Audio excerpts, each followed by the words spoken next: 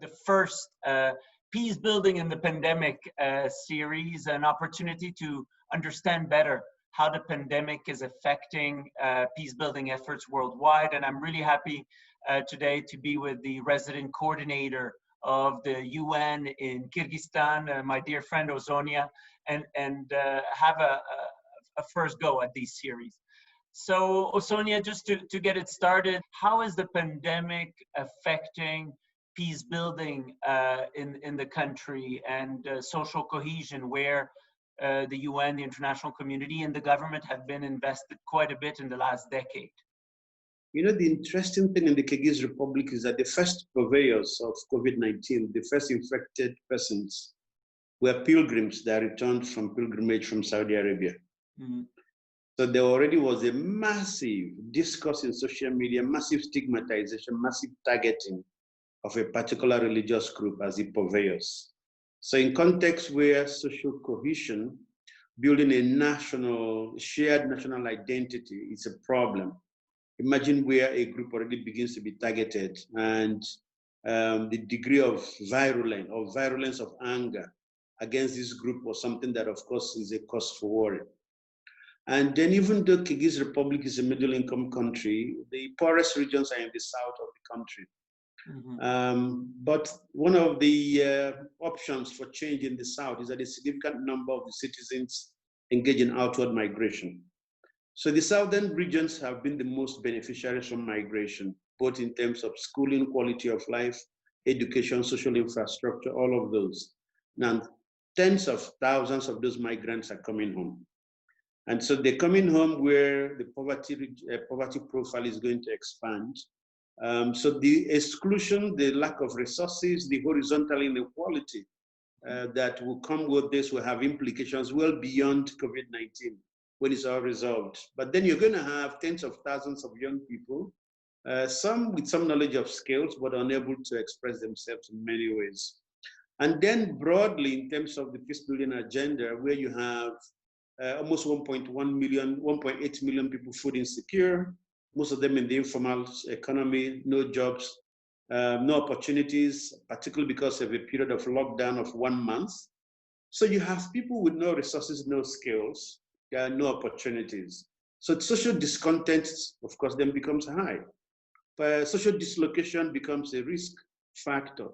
And if you couple that with the fact that many state health systems did not anticipate the degree of the impact of COVID-19, and therefore many countries were unprepared for the magnitude and to respond, which then creates a lot of anger in society and distrust in social society, then you have a cauldron of multiple forces that, if there's a spark, can lead to some degree of social violence, some disruption. And now that we're seeing additional waves of COVID-19, it means that even the immediate measures may no longer be enough. So the risk for long-term disruption, the long-term potential for violence becomes high. So a tremendous impact, a huge challenge, and especially that part of the efforts of peace building in Kyrgyzstan were really about rebuilding the trust between citizens and the state. And we see that now under attack.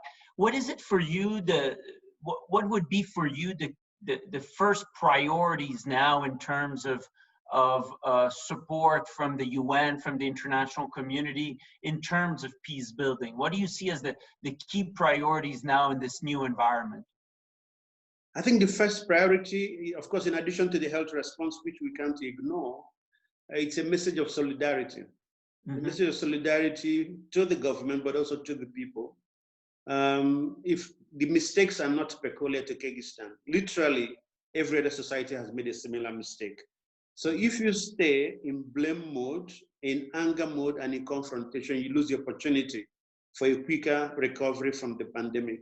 So this solidarity would require a higher degree of confidence, a higher degree of cooperation, a higher degree of partnership and collaboration between state institutions and non-state institutions, civil society, the media, the public.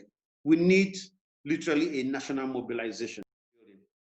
And tell me, perhaps in ending, are there a few examples that you want to share with us of peace builders that you've met, that you feel are doing particularly good job, particularly innovative job, people that have impressed you and that give you hope in this context? There are actually quite several. Maybe I start with the most prominent, which is the former president, Rosa Otunbaeva, who is now an active civil society member. So you will not even know she was a former president. She's in the trenches, as it were, but in a very constructive way. And then in the society, many unsung heroes and heroines, we have 34 youth SDG ambassadors. We supported the government to find and to empower. And they have implemented more than 120 activities on their own, their own initiative, community level, dealing with this information pandemic of the misinformation around the COVID, but also bringing societies together and encouraging youth activities, youth information, particularly information around COVID-19, information around how you get help, issues around gender-based violence, intimate partner violence, because domestic violence, we've seen a spike of 65%. So our SDG ambassadors on SDG 5 are providing counseling, providing linkages, online networking, hackathons for young people. It's truly amazing about the possibilities in this society to sustain peace building despite the impact of COVID-19 in the Kyrgyz Republic. Wonderful. So a lot of capacities that we can support and encourage. But thank you again, Ozonnia, for doing this first segment, and congratulations to you and the entire team in Kyrgyzstan for the amazing work that is done, and talk to you very soon. Thank you. Thank you. Thank you. Good luck. Goodbye.